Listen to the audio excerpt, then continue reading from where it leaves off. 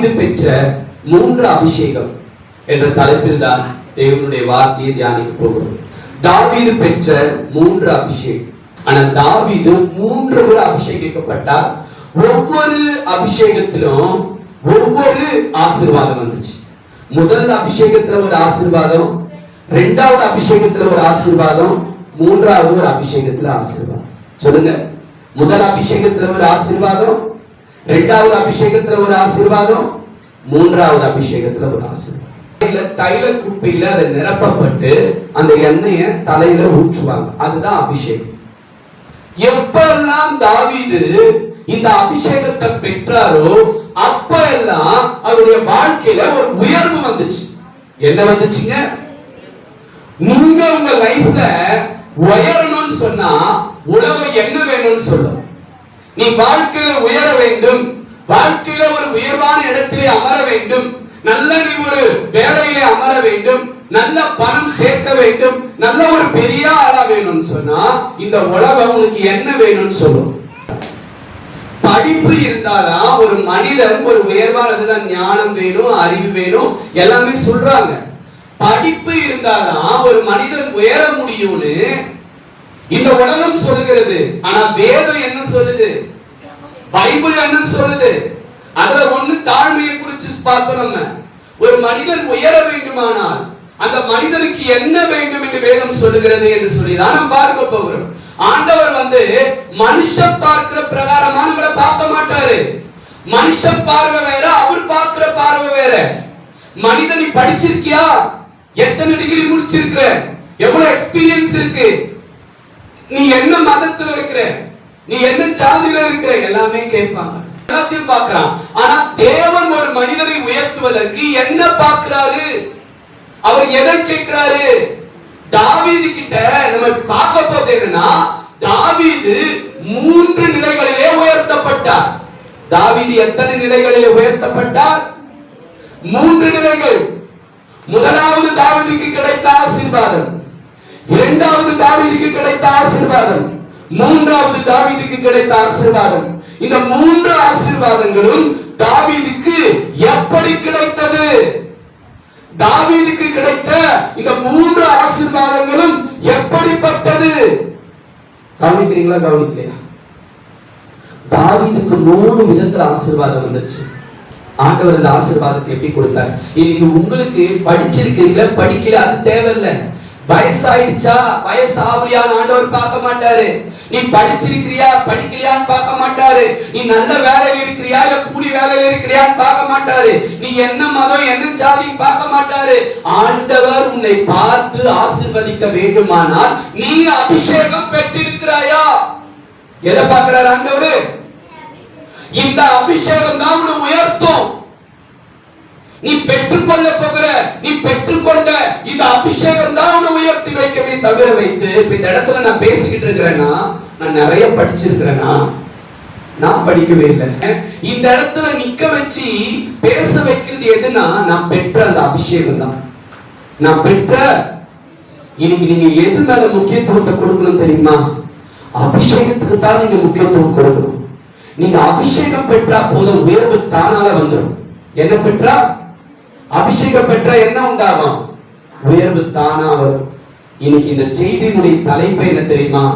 நீ அபிஷேகிக்கப்பட்டால் நீ உயர்த்தப்படுவாய், இந்த பூமியில நீ உயர்ந்து நிற்பாய். தாவீது என்ன வேலை செஞ்சாரு? ஆடு மேய்க்கிறவர் என்ன படிச்சிருப்பாரு? ஆனா அவர் என்னவா மாறினாரு? எப்படி மாறினாரு? ஆடு மேய்த்த தாவீது, ஆடுகளுக்கு பின்பதாக ஓடின தாவீது, ஆடோட ஆடாக ஆடை பராமரிக்கிற. இப்ப உங்க வீட்டுல கூட ஆடு மாடு யார் மேய்க்கணும்னு சொல்லுவாங்க. நீ எதுக்கும் ஒண்ணுத்துக்கும் உதவ மாட்ட. நீ போய் என்ன பண்ணு, நான் ஆடு மாடு வாங்கி தரேன். அப்படித்தான் தாவீத ஆடு மாடு மேய்க்கிறதுக்கு அவங்க வீட்டுல விட்டுட்டாங்க. சரியா? படி திறமை. அவங்க அண்ணங்களாம் எங்க இருக்காங்க தெரியுமா? இஸ்ரேல்ல ஆர்மியில இருக்கிறான், மிலிட்டரி ஆபீசரா இருக்கிறாங்க. உங்க அண்ணன் யாரு? தாவீதுடைய அண்ணன்லாம் மிலிட்டரியில ஒரு ராணுவ படையில வேலை பார்க்கறான். ஆனா தாவீது என்ன வேலை பார்க்கறான்? ஏன் தெரியுமா? அவனுக்கு திறமை இல்ல, தாளந்து இல்லைன்னு ஆடு மேய்க்க விட்டாங்க. ஆனா ஆடு மேய்ச்ச தாவீது யாரா மாறிட்டாருங்க? சொல்லுங்க, சொல்லு. நினைச்ச தாவீது யாரா மாறினாரு? எதனால ராஜாவா மாறினாரு? அவர் பெற்ற அபிஷேகம் அவரை யாரா மாத்துச்சு? ராஜாவா மாத்துச்சு. ஹalleluya. முதல் பெற்ற அபிஷேகத்தை பார்க்கலாமா இன்னைக்கு? நல்லா தெளிவா கவனிச்சுக்கோங்க. இந்த இடத்தை விட்டு போகும்போது நீ அபிஷேகத்தோடு தான் போகணும். அபிஷேகம் தான் உன் வாழ்க்கையில உயர்வை கொடுக்கவே தவிர வச்சு வேற ஒன்னத்தையும் தராது. வாசிக்கலாம் ஒரு வேத வசனத்தை. 1 சாமுவேல் 16ஆம் அதிகாரத்தை எடுத்துக்கொள்ளுங்க. 16ஆம் அதிகாரம் 10 இருந்து 13 வரை வாசிங்க. 1 சாமுவேல் 16ஆம் அதிகாரம் 10 இருந்து 13 வரை வாசிங்க. ஆண்டவர் சாமுவேல் கிட்ட சொல்றாரு, நீ ஈசாயினுடைய பிள்ளைகளிலே ஒருவரை நான் ராஜாவாக அபிஷேகம் பண்ண போறேன்னு சொல்றாரு. அப்ப உடனே சாமுவேல் என்ன பண்றாருன்னா அந்த ஈசாயினுடைய வீட்டுக்கு போனா அவர் ஈசாயி தம் பெரிய பெரிய மகனை வர வைக்கிறார். பெரிய பெரிய மூத்தவன், நல்ல பலசாலி, அழகா ஹைட்டும் வெயிட்டுமா இருக்கணும்னு எல்லாம் வர வைக்கிறார். இவன் தான் ராஜாவா? போய் சாமுவேல் ஜெபம் பண்றார். இவன் இல்ல, இன்னொருத்த வரான், இவனும் இல்ல, இன்னொருத்த வரான், இவனும் இல்ல. அப்ப ஆண்டவர் யாரையுமே தெரிந்து கொள்ளவில்லை. அப்ப ஈசாயை பார்த்து சாமுவேல் கேட்கிறாரு, இங்க இருக்கிற யாரையுமே நான் தெரிந்து கொள்ளல அப்படின்னு ஆண்டவர் சொல்லிட்டாரு. வேற யாருன்னா அவனுக்கு பிள்ளைங்க இருக்கிறாங்களா?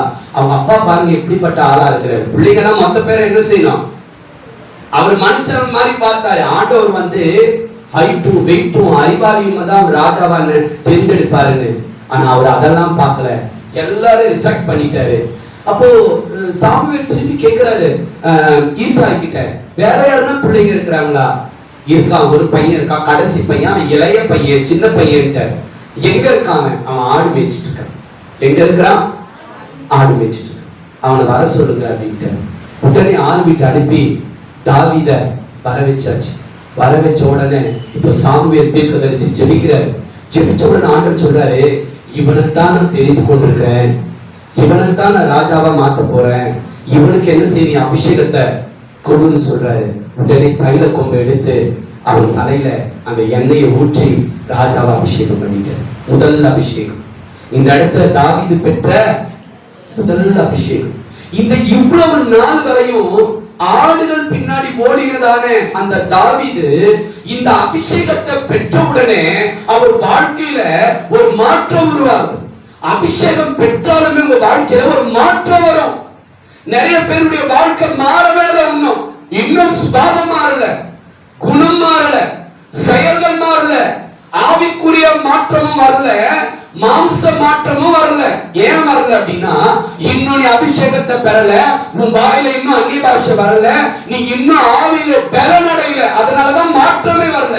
இவ்வளவு நாள் ஆடுகள் பின்னாடி ஓடி இருந்த தாவீத அழைப்பித்து இப்பொழுது அவர் மேல ஒரு அபிஷேகம் பண்ணப்படுகிறாரு. அபிஷேகம் பண்ணப்பட்ட உடனே தாவீதுக்குள்ள எங்க தெரியுமா ஒரு பெரிய ஒரு ஜெயம் நடக்குது. என்ன வெற்றி தாவீதுக்கு கிடைச்சது தெரியுமா? கோலியாத்துக்கு தாவீது மீட் பண்றாங்க. ஸ்ட்ரெயிட்டா கோலியாத்தை மீட் பண்றதுக்கு தாவீது போறாரு.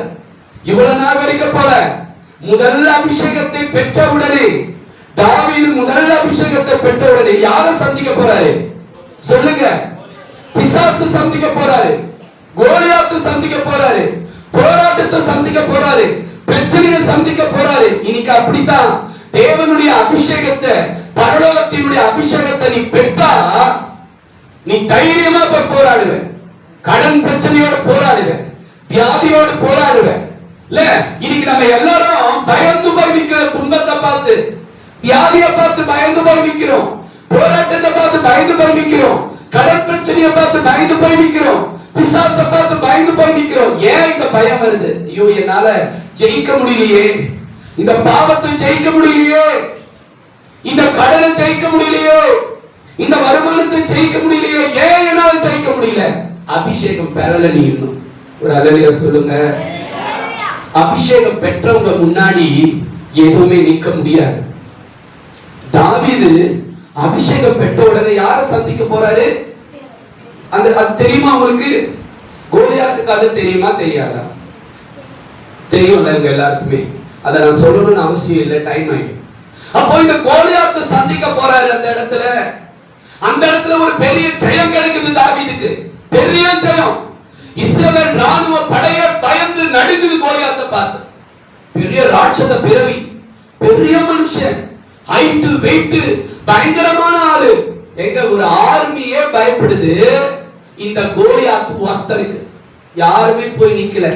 தாவீது சின்ன பையன். தாவீது எப்பேற்பட்ட பையன்?